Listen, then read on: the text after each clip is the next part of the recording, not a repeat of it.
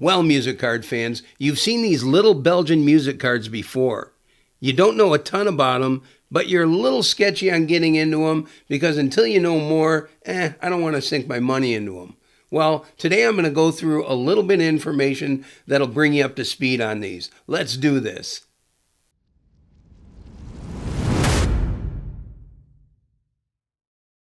All right, let's get going on these. Victoria Chocolates. That's the name of the producer of these cards.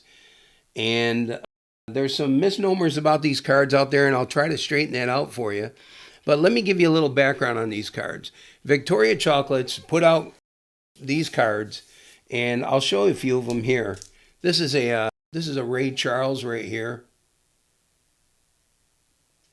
and this is a Frank Sinatra.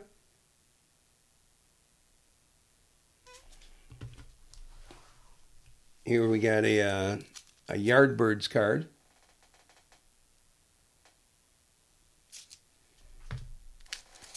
John, George, Ringo, Paul. See a Roy Orbison here. And Elton John. A James Brown. And a Johnny Cash. These are some of my favorites in this set. Let me just go through and give you a little bit of information on these. Victoria Chocolates is who put these out back in between 1966 and 1973. They're called Vedette and Parade cards, and Vedette and Parade is French for Star Parade, or I think it's pronounced Vedeton Parada or something like that. They're put out in 4 different albums. Album 1, Album 2, Album 3, and I don't have Album 4 here right now. These cards here are from Album 4. And these cards here, I think these are from Album 2, and these are from Album 1. But Album 1, 2, and 3 that I do have on the table are full albums. Now, there's not just music cards in here. These albums are full of all kinds of stuff. There are athletes in there of all sorts. There are astronauts in there. There are actors and actresses. There's musical artists and just personalities of all types in there. And so I'll go through there. I won't spend a ton of time on the sports figures or anything like that, but I will show you some notable things inside these albums here. Now, these cards were actually produced by Victoria Chocolates, and they were distributed in their boxes and tins of chocolates. And this is out of Belgium, and this is back starting in 1966. You open up your tin of chocolate or your box of chocolate, and inside there is your card. Okay, these cards have been graded, so that's not how they came, of course. Let's take a look at this first of all. Here's album 1, and I'll give you as good a shot as I can of that.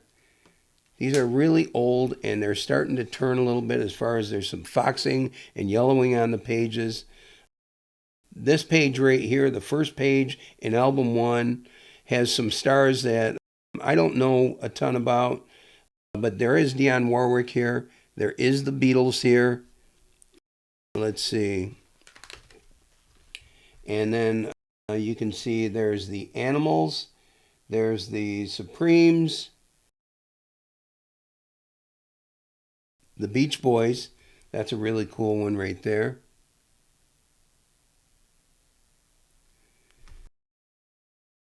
We have got Ella Fitzgerald, the Rolling Stones, Dave Clark, Cliff Richard.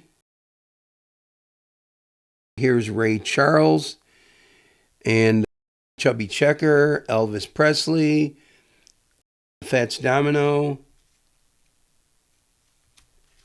and let's see, Connie Stevens, Frank Sinatra, Trini Lopez, Louis Armstrong, Connie Francis, There's quite a few of them of musical stars. Here we start getting into more of the actors and actresses. Here's the athletes.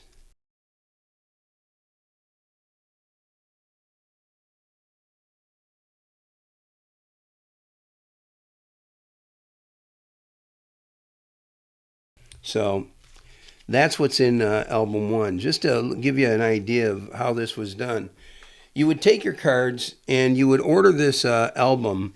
You would order the album from Victoria Chocolates.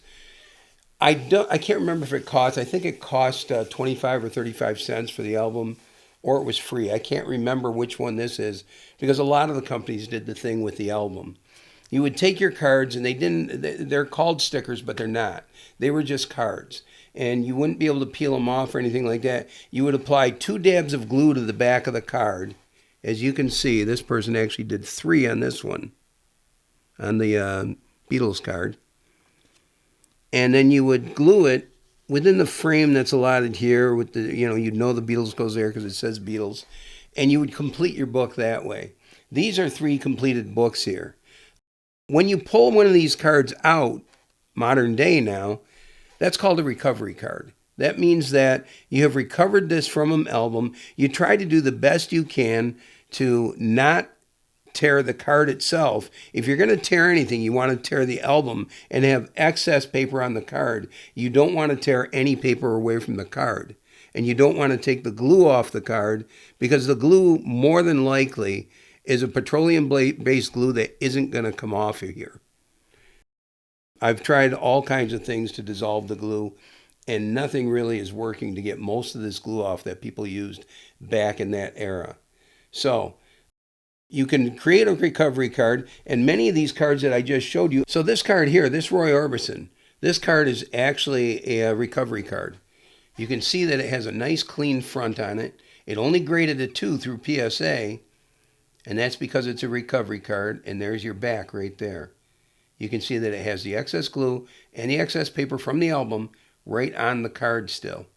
This card was from album number 2, this album right here. So the recovery cards still have a good value to them. It's very hard to find these cards without being a recovery card. These cards right here are both non-recovery cards. This card right here, I believe this Ray Charles is a Pop 1, none higher. And this Frank Sinatra is a Pop 2, none higher right here. Second album, let's take a look at this. Let's see, Nancy Sinatra. And we've taken a look, I already had these slabbed. Here's the Beatles cards I had, all 4 of the Beatles there. Here's Roy Orbison again. Let's see. Joan Baez. And I can easily tear these cards out of here and send these in for grading. And there's Marianne Faithfull, Tom Jones. I have a real glare in here. That's why I'm having a hard time seeing.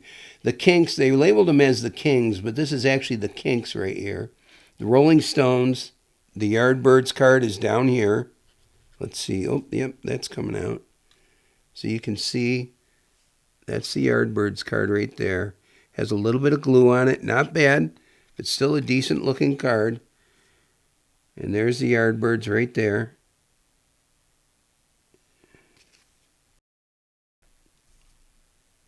And there's the Who down there. Look at that, the Who. What a cool card that is.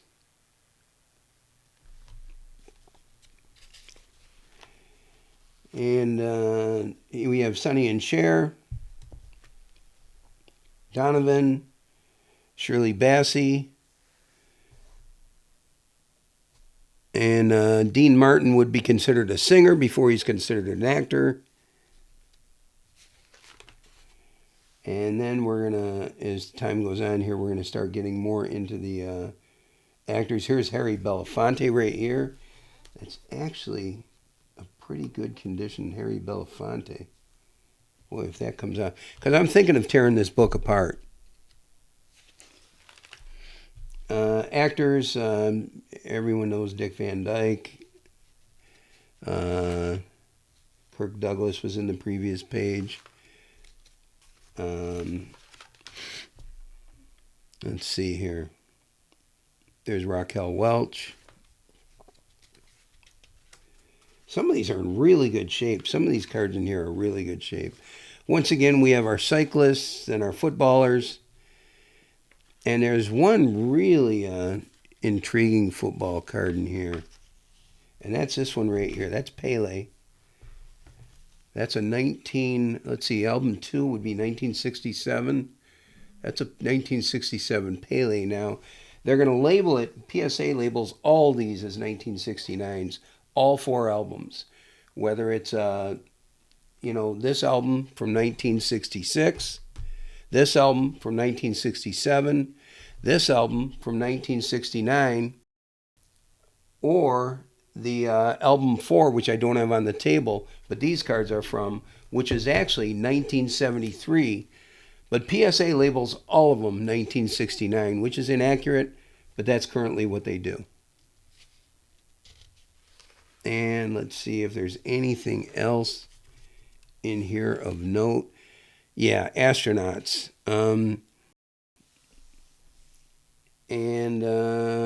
Let's see here. Yeah, there's Buzz Collins, John Glenn. Wow. I think his name was Frank Lovell. It says Lovell, but I think that's Frank Lovell. And car racers, Sterling Moss. So that's album 2. And here is album 3.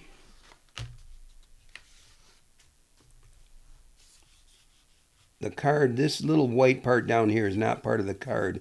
That's printed on the page. The cards actually end where you can see the picture ending there. Let's see here.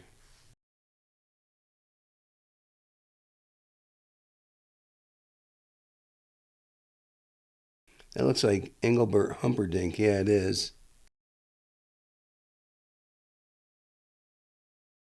Spencer Davis Group. Small Faces. Procol Harum. There's a nice Procol Harum card. Bee Gees. The Trogs up there. Stevie Wonder, Herb Alpert, the Four Tops. Yeah, so there were some decent musical acts in here. Here's some more TV acts right here. And then we get into our sports. And I think there's one more really nice card sports-wise in here. Cassius Clay right here. Check that out. That's a Cassius Clay card.